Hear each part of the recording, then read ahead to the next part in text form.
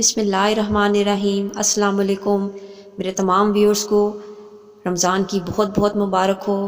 امید کرتی ہوں اور دعا کرتی ہوں کہ اللہ پاک آپ سب کو اپنے گھروں میں خوش رکھے اور آباد رکھے، آمین۔ آج میں آپ کے لیے طاق راتوں کا ایک لاجواب اور انمول وظیفہ لے کر آئی ہوں۔ یہ وظیفہ تمام طاق راتوں میں آپ کر سکتے ہیں اپنے کسی بھی مقصد کے حصول کے لیے۔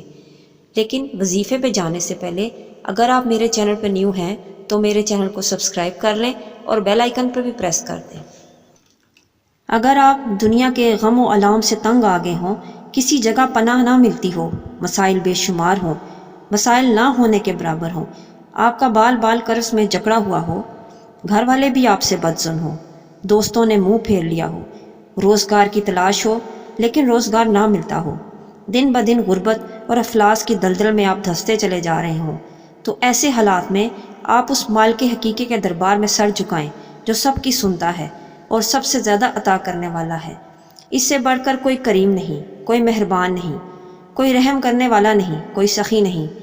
آپ اس مالک کے کون و مقام پر کامل بھروسہ کرتے ہوئے اور یقین رکھتے ہوئے اگر اس کا در بند ہو گیا تو پھر کوئی در آپ کے لیے کھلنے والا نہیں، اور اگر اس نے آپ کو عطا کرنے کا فیصلہ کر لیا تو کوئی آپ کو محروم کرنے والا نہیں۔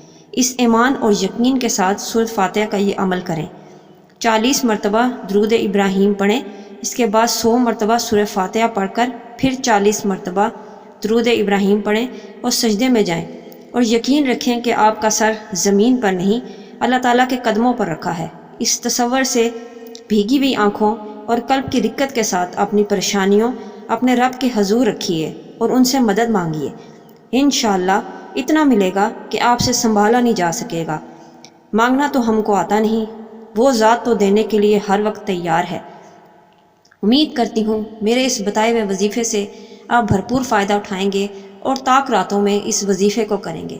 اپنی دعاؤں میں یاد رکھیے گا اور اپنا بہت خیال رکھیے گا۔ اللہ حافظ۔